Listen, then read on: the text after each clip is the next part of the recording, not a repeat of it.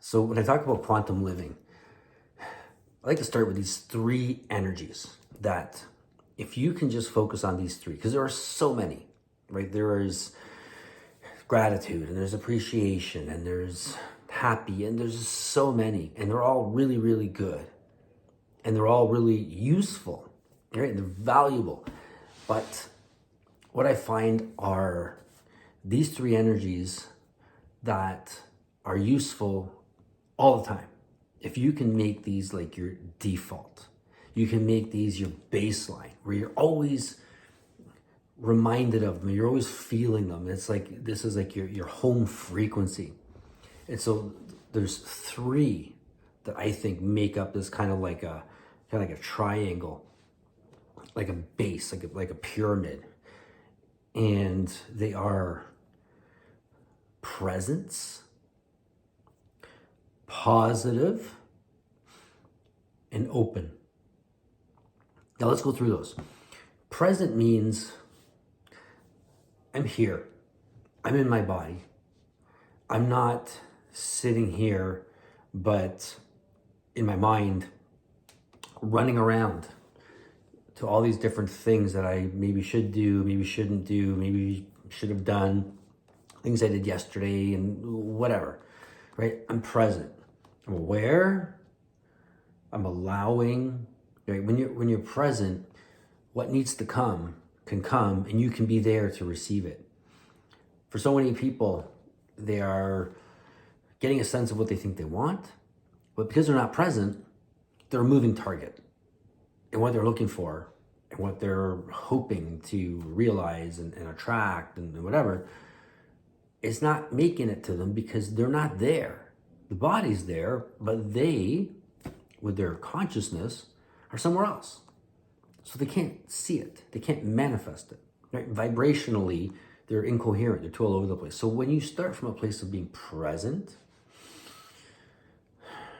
there's a relaxation in that energy. There's an awareness, right? You're there. You're available, right? You have perspective.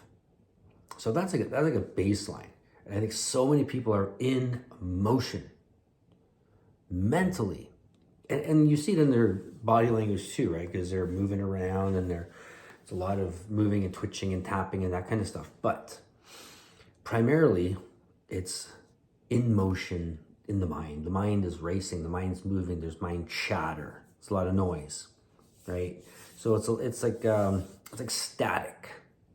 So present is kind of anchoring yourself in your body, in the moment, being there, being present.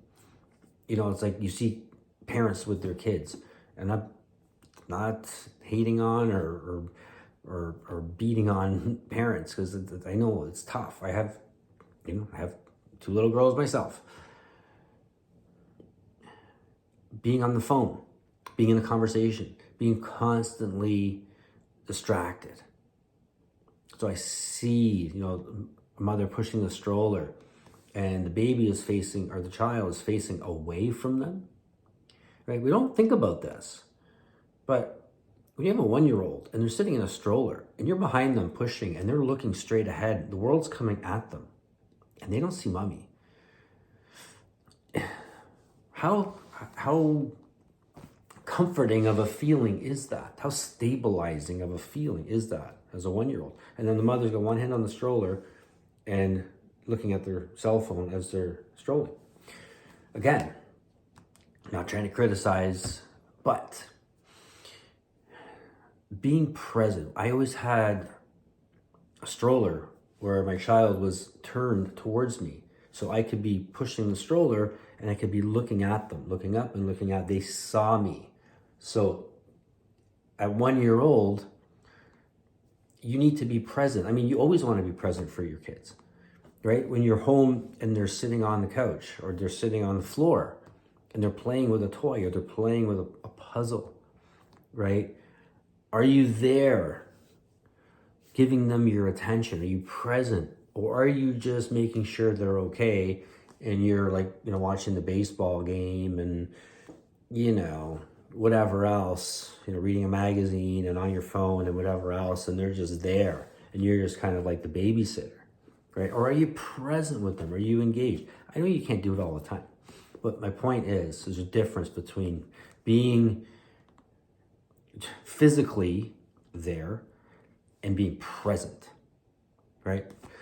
So present is fundamental. It's fundamental. Your energy, all of your infinite creator energy is available to you only if you're present. If you're not, then life's going to feel really random. And we assume life is random because it feels random. And when you're not present, your life is random. It's going to feel random, but nothing's random. Really, nothing's random. Everything is perfectly orchestrated. It's very precise the way the universe works. But if your energy is all over the place, then your experience is going to be all over the place and things are going to seem random. Right? And that's how you're going to show up, and that's how you're going to experience yourself. So the first step to backing out of that is present. The next one is positive. The positive is kind of an umbrella term, right? Because positive could mean what? It could mean, pleasant. It could mean happy. It could mean optimistic. It could mean assuming love. So you're assuming that someone was trying to help, even if they, made a mess of something. Their intention was good, and, take it for what it is. There's no point getting upset, and just be like, okay, whatever, oops, right? Just having a positive as opposed to a negative approach, interpretation, perspective, right? Just positive. And if you're present and you want to be positive, positive could be just being really thankful. Positive could be just really appreciative, just noticing how beautiful and how well everything's working in your life. Or if things are not working so well, imagining how they could work well, right? Positive. When you're talking to kids, if you tell a kid, stop, don't do that, it doesn't help. It's not effective. It's negative. You're not telling them what to do. You're telling them what not to do. And in the moment, they might stop. But in the next moment, they're going to do something. So what's that going to be? If you only tell them, stop, don't do that, you're being negative. If you say, let's be careful with that, let's put that down on the table. We don't want that cup to spill. Let's put it on the table. And when we're drinking, let's be careful. Let's sit. And let's sit and drink. Or if they're jumping up and down on the couch, instead of stop doing that, it's, girls, when you're on the couch, on your bum, or on your knees, or on your back, but not on your feet. Right? You give them the positive, you direct them. So I'm always going to have a little bit of an example with parenting. I think parenting is acceleration of ascension, because kids keep you honest, right? Kids will push you, right? They'll force you to be more peaceful, to be more emotionally capable, right? To be less reactive, because you can't just be reacting to kids, right? You have to come down to their level. You have to see things like a child. So I think it's really important. It's really useful. It's helpful. It's a lovely, beautiful thing, but it's also powerful, the interaction with children, and really seeing the benefit of working with children. So being positive, obviously, if you're negative all the time, right, it's not going to work well for your kids, right? There has to be a positivity, because kids are naturally creative, curious, right? Those are expansionary energies. And so those are positive. So you want to be able to encourage the curiosity and encourage the creativity. But if you're negative, right, there's going to be a little bit of a dissonance. So positive allows for things to flow, allows for things to expand. It allows for fun and enjoyment and all these things. And that's, now you're kind of lining up with the creative energies of the universe. So present, positive, and open. Open in the sense of open to new things, open to new perspective, open to new ideas, new interpretations, new meaning. So we're in an era where paradox is a really important concept. Paradox meaning what may have been true yesterday is not so true today. Or I kind of have a new truth. Not that it makes the old truth necessarily wrong, but it's a different perspective. So, and it's being able to see different truths and be able to hold different perspectives in your mind without feeling the need to collapse on one and argue against the other, but be able to see both sides, or 3 or 4 or 5 or 10 different sides. That's a mark of evolution, right? Because we're coming out of an era of duality, right? It's almost like going from the black and white picture tube to the infinite colors of the flat screen LED. It's a completely different viewing experience. So open allows for limiting beliefs to start to dissolve, for concepts that aren't really serving you anymore to start to disintegrate and to start to be replaced by new updated concepts and new updated information that is more relevant, more useful, more productive, more inspired, more enabling, more empowering. As an example, if you have a belief that things just don't seem to be working, and everything that comes along, you have an opinion of it. And you've already formulated an opinion based on how it worked out in the past. So you're kind of boxing yourself in, because it doesn't matter what happens. You have a preconceived notion about it. But if you're open, you can look at something objectively and say, okay, well, normally I would look at it like this, but why don't I ask a different question? How could that showing up in my life actually be of service to me? What can I learn new from this experience? What can I learn new from this situation that in the past I might have complained about? But maybe it's showing me something. Maybe there's something I'm meant to see from this that I can learn that's actually going to help me get unstuck or unblocked in some respect, right? So that's, now you're open, right? Instead of just, oh, yeah, no, I know how that goes. Yeah, no. It's, okay, I know what that's been like in the past.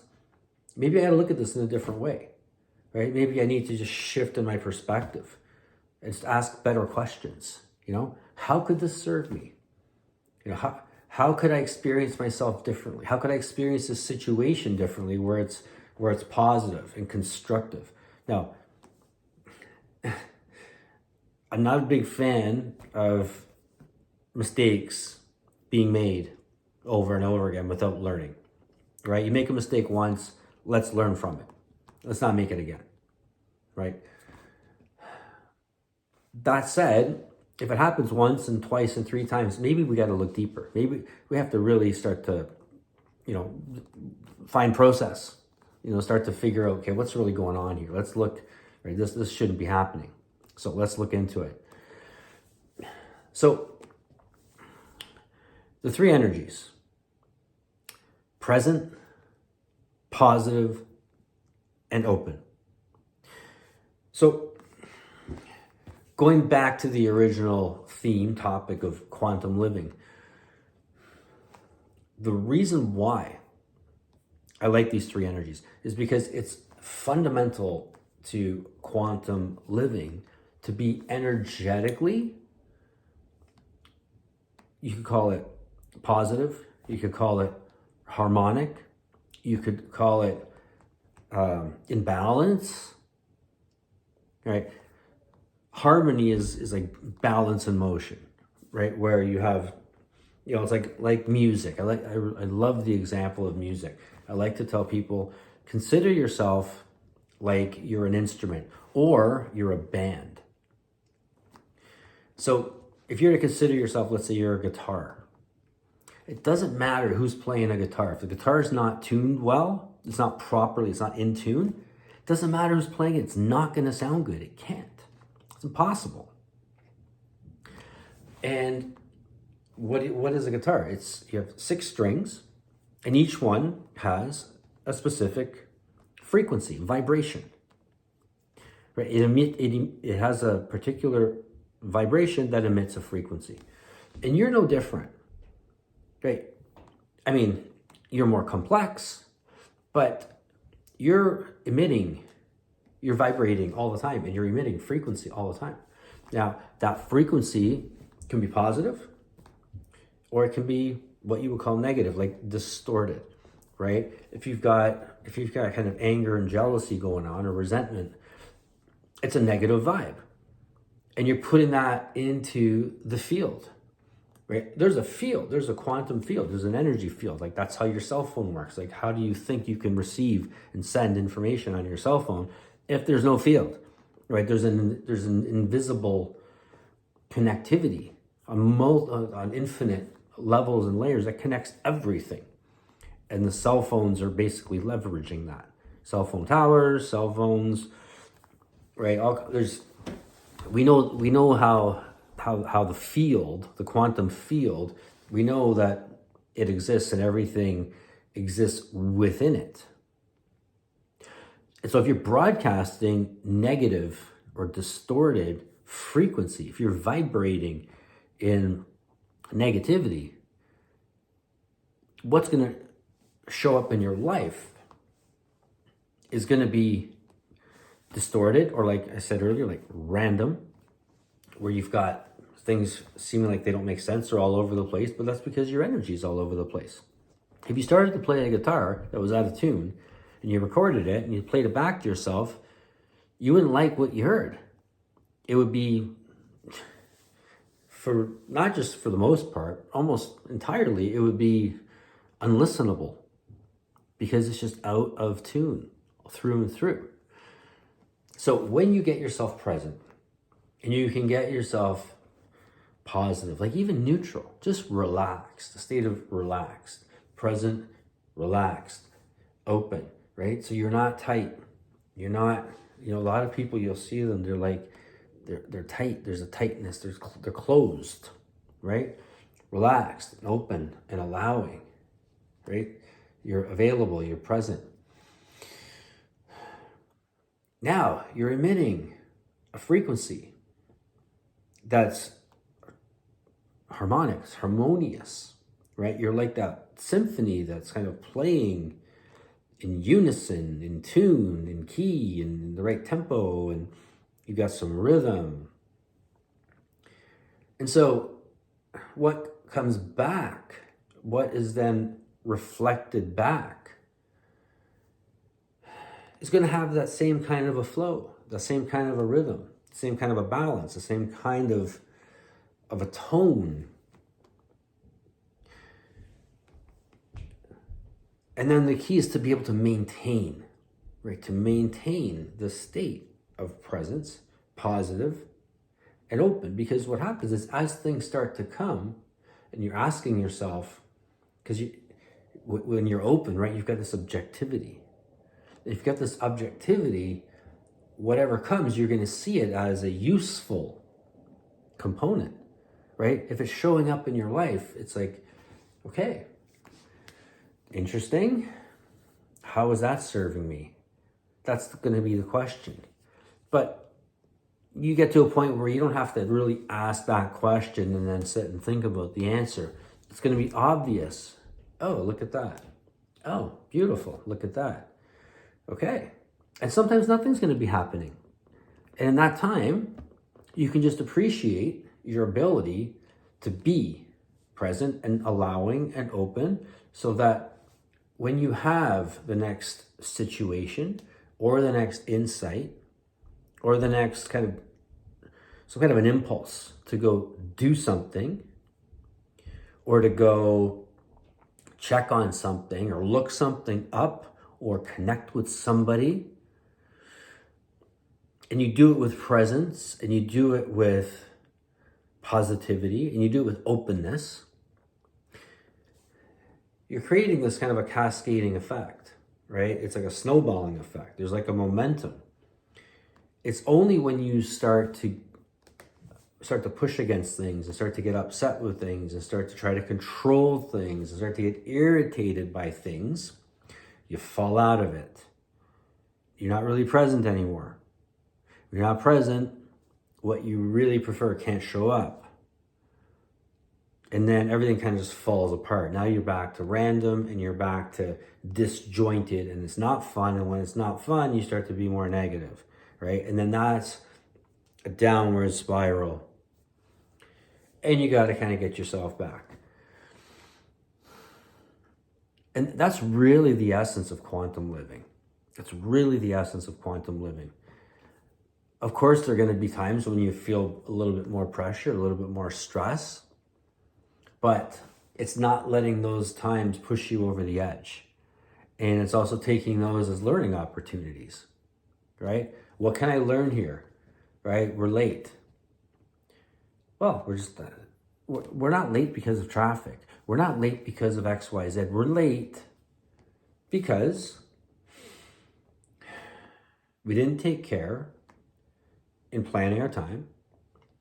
We didn't take care in assessing what needed to happen before we were able to leave, right? We take responsibility and then everything becomes a teaching moment.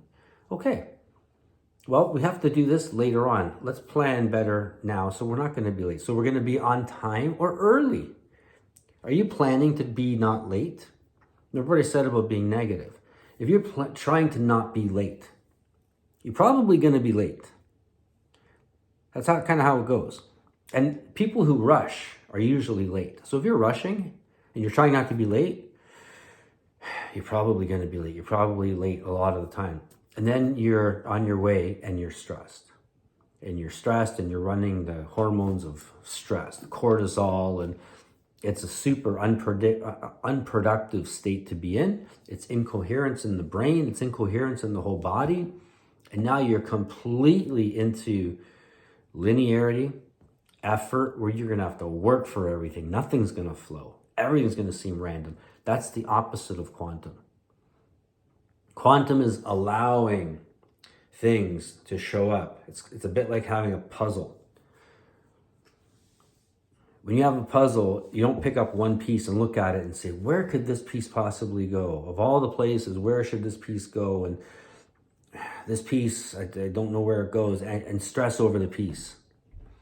Right? When you have a puzzle, you identify the edge pieces, the corner pieces, and then you kind of start to color code them. Okay, I've got the dark green ones over here, and then let's put the light blue ones over here. And then slowly you can start seeing how the dark green edge pieces go together and the light blue edge pieces go together. You can figure out where the corners are going to go, and you can start framing up the picture. Right? And you can keep sorting, right? There's a strategy, and every piece is useful, but each piece in its own time, not all at once. And it's not a you have to deal with each piece individually when you pick it up. It's you have to allow for the right piece. You ever notice when you're doing a puzzle? I mean, I do puzzles because I've got kids, right? So it's something I'm used to. But you'd be looking for a specific piece, and it's going to show up. And sometimes you can't find it. That's okay. You leave it. It'll come when it's time. Go on to something else. Do the easy things first. That's how an IQ test works. When you do an IQ test, you kind of go through it very quickly because you have a time constraint. You can't just start and spend a lot of time on the first question and then on the second question. Maybe you don't even get the answer. You have to go through. First question, I don't know the answer. Second question, oh, I know that answer. Third question, not really sure. And you go all the way through, and then you go back and go through it again. And as you're doing that, the answers for the questions that you couldn't get early on, you actually start calling them in. As you read the question and realize you're searching for the answer, but you don't have the answer. You're asking for it, you're wondering about it, and then you move on to the next question. And as you're doing the next series of questions, those answers you were looking for, they're coming in. And then when you go back to it, you might have the answer. Or you go through it again, and you're going to find you have more answers. More answers have shown up. More answers have shown up. And by the time you've gone through it 4 or 5 or 6 or 7 times from top to bottom, you find that you've got answers for almost maybe all the questions. But the first pass, you really only had answers for maybe a third of the questions. Because there can be a bit of a delay. But if you get negative and you just get frustrated and you stick on one question, you're not going to get the answer and you're going to run out of time. So you have to allow for the answer to come. You have to allow for yourself to move on, to just be okay with, I don't have the answer right now. I'm going to move on to the next one. The answer will come. It should come. The answer will come. It should come. But I'm going to move on to the ones that are easy, doing the easy things first. That's the quantum approach. If you do it that way, when your 20 minutes are up, you've probably got most of the questions done, if not all. If you try the linear approach, whereas I'm going to do the first one, then I'm going to do the second one, and you're not going to get through. You're going to run out of time. You're going to be on question 8, and maybe only 4 of them you actually got the answer. So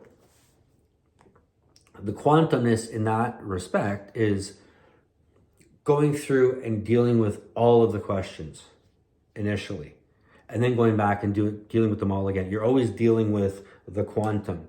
You're not taking it apart and doing only one thing and then only doing one other thing.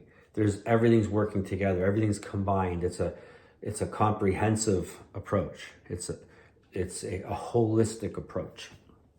And that allows for things to come. There's a fluidness, there's a flow in your life. You're not in argument with things. Whatever shows up, if you're open, you're not arguing with it. People spend so much time in stress because they're arguing with things. They're arguing with the person that's driving beside them on the road. They're arguing with someone at work. They're arguing with all kinds of things, when what they really want to be doing is be at peace. And if someone's acting out, have compassion for them. But don't let yourself get into a state of argument, into a state of pushing and pulling, right? It's okay to decline something, but don't let yourself get emotionally involved, right? Once you start to get too emotionally involved and you start to have reaction, you start to lose your presence, lose your positivity, and lose your openness. And then things don't flow. So I think I would close by saying quantum living is living in a flow. It's maintaining a harmonious state, vibration, where you're okay with everything. There's a certainty. There's an allowing where things show up as required, in perfect timing, in synchronicity, and in synergy. So synergy, maybe just to take a second, because synergy is such an important concept. Synergy is when it's like hyper efficiency. It's like one little move or one little action or one little word or conversation leads to a huge outcome, a huge result. But it didn't really take a lot of effort. It's because somebody was already doing something. It's like, let's say you really needed to get, there was a time when we were in Mexico and we had to go pick up the kids from school, and we were getting ready to go, and we realized we had a flat tire. And we had to be at the school in like 10 minutes. There wasn't even time to like get a cab and whatever. It's like, okay, we're going to be late. Right in that moment, one of our neighbors drove by, and he just bought a new car. And he was really happy with this car. He bought this Subaru. And he was so happy telling us about it. And he kept offering us. He's like, you know, take it for a test drive. It's really nice. You know, try it out. It's a really cool car. And, you know, if you ever want to take it for a drive or whatever. Right in that moment, he pulled up. He was like, hey guys. I was like, hey Rick, how's it going? He's like, good, good. I was like, you know, we were going to pick up the girls and we had this flat tire. And we really had to get there and pick them up. You think we could just take your car? He's like, yeah. I've been wanting you guys to take her for a ride. So it was like the perfect timing. It was like, it could not have been better timing. He had already been offering the car for a test drive.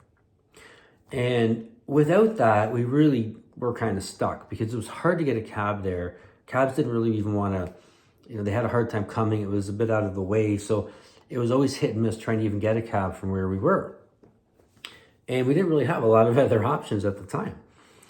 But it ended up being so synchronistic and synergistic. It didn't require us to do any extra work. It was really just a, you know, oh, this car's not working. Oh, this car just showed up. Okay, beautiful. Thank you. Thank you. And when you're living in a quantum way, that's how life works. You rely on synchronicity. You expect synchronicity. And you have this synergy where it doesn't cost anymore. It didn't take any more time. It wasn't any more aggravation. It was just a beautiful flow.